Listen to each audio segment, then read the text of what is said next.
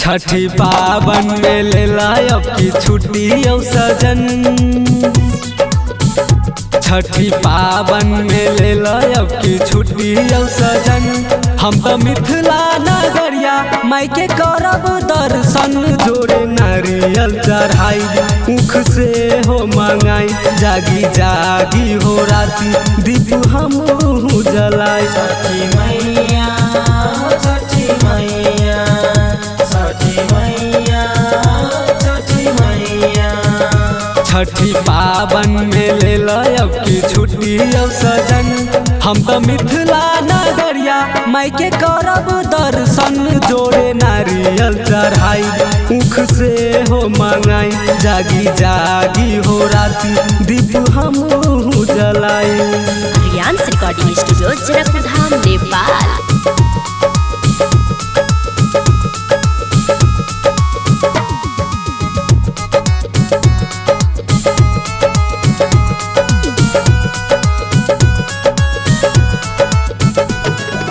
सुन लिहा छठी मैया मिथिला में शोर हो। छठी मैया जय छठी मैया जय छठी मैया। मेला लगाता उहाँ बड़ा बिजोर हो।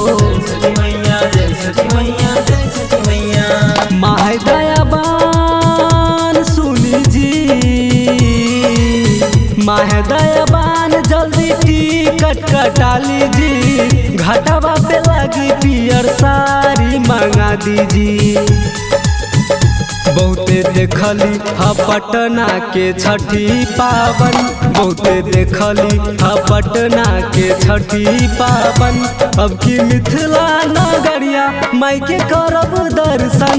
जोड़े नारियल चढ़ाई ऊख से हो मंगाई। जागी जागी हो राती दीप हम जलाई।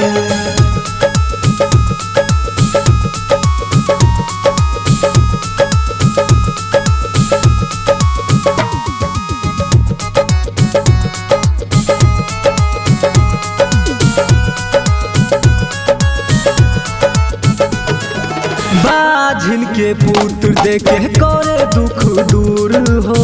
छठी मैया जय छठी मैया जय छठी मैया। दिल से गावे विनोद ओकरे के सुर हो। छठी मैया जय छठी मैया जय छठी मैया। कोसी कुरबार सुनी जी,